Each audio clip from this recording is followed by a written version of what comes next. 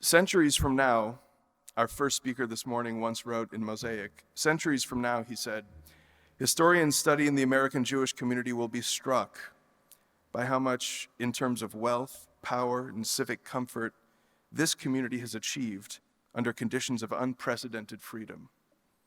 They'll surely be struck by how many chose to utilize that freedom to discard the heritage that their ancestors had sacrificed to conserve, even as others held fast to all that was right and true in it.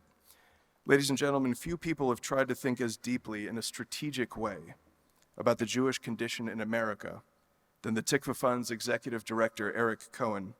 Among his many other essays, Eric's the author of The Spirit of Jewish Conservatism, published in Mosaic, and along with Elana Meisel, the Jewish Conservatism, a manifesto, published in Commentary.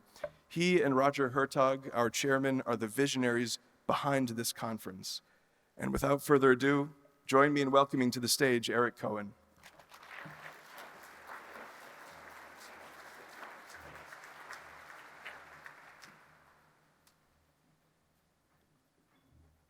Wow, who knew there were so many Jewish conservatives? This is amazing.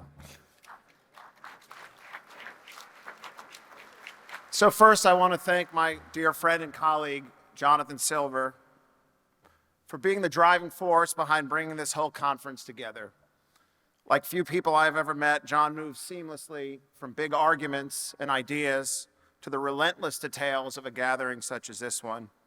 I encourage all of you to listen to his podcasts every week, and please join me now in thanking John.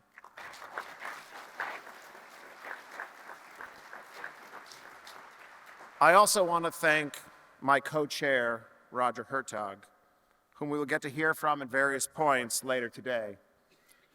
For decades, Roger has been one of the most creative, most committed, and most unconventional leaders in the twin worlds of ideas and politics, both for America and for the Jews.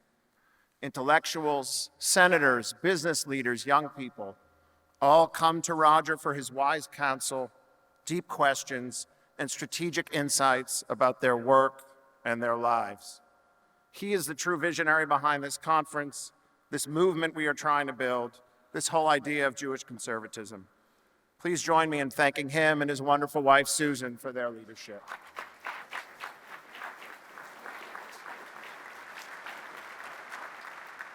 So let me begin my very brief opening remarks in a very Jewish way. Worry. Jews like to worry, and the past year has surely given the Jewish people many causes for concern and even alarm. Around the world, from the Poway synagogue shooting to the Holocaust-haunted streets of Berlin to the Orthodox neighborhoods of Borough Park, the number of physical attacks on Jews simply for being Jews is on the rise. To the mad white supremacist, the Jew is vermin. To the radical woke activist, the Jew is a fascist.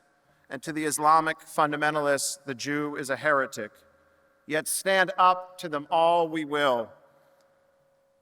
Around the world, even in America, the extreme left treats Israel and the Jewish people as villains and thieves, occupying land that is not ours, manipulating world affairs with our wealth, targeting and attacking Palestinian children.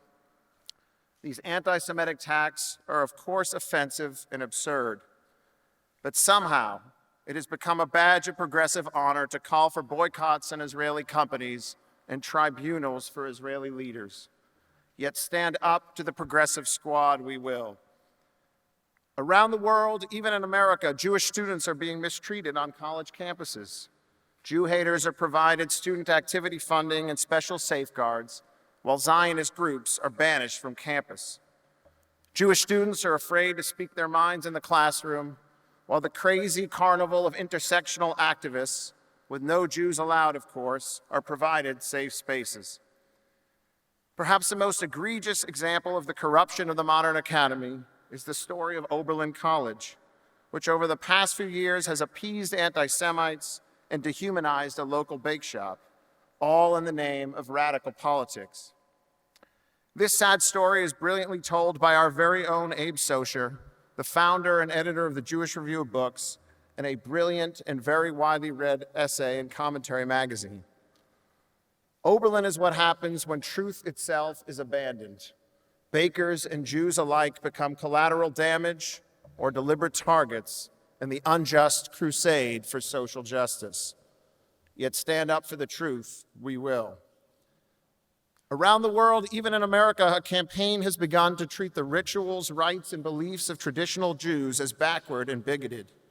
Bans on kosher food, bans on circumcision, efforts to shut down Jewish schools for focusing too much on the transmission of Jewish identity, efforts to ostracize traditional Jews who do not acquiesce to every progressive dogma about gender and marriage. Yet stand up for the American heritage of religious freedom, we will. In the Middle East, violence and disorder creeps ever closer to the Israeli border, with bloody civil wars and fleeing refugees on Israel's desert doorstep. Iran continues its march toward nuclear weapons and clings to its mad theology of serving the Almighty by wiping Israel off the map. Israel itself, a beacon of liberty in the Middle East, and in many ways the most conservative nation in the West, is now mired in a period of political dysfunction, all leaving us to wonder, where will the next generation of great Israeli leaders come from? Yes, stand up for Jewish sovereignty we will, but on whose sturdy, statesman-like shoulders will Jewish destiny and Zion rest?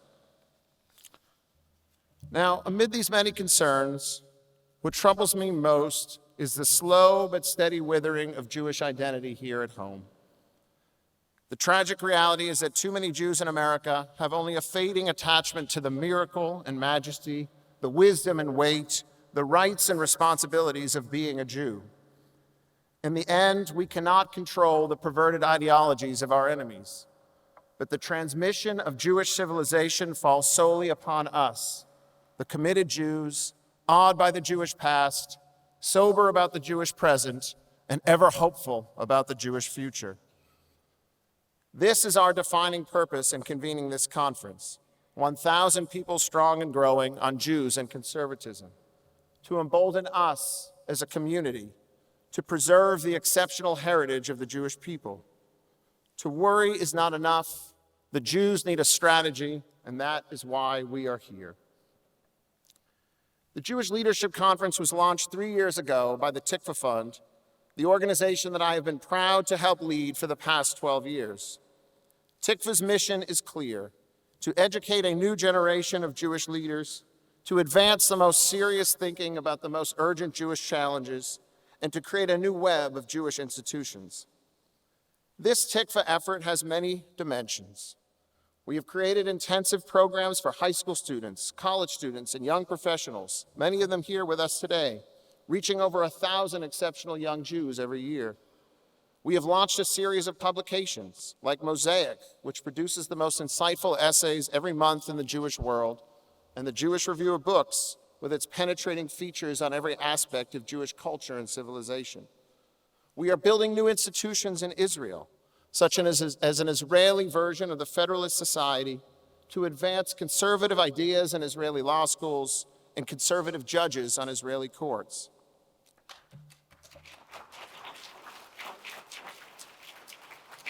We are creating Tikvah Online University with some of the greatest Jewish minds teaching the most important Jewish subjects. For these efforts to succeed, and we believe they will succeed, we need your help. We need to build a movement of people and ideas. We need educators and activists, donors and volunteers. To be sure, the old mega institutions of Jewish life still have their place. We wish them only well. But we also believe that the Jewish people need new thinking, new institutions, and a new agenda. We believe the era of Jewish liberalism, or at least the tired assumption that all Jews are liberals, is coming to an end.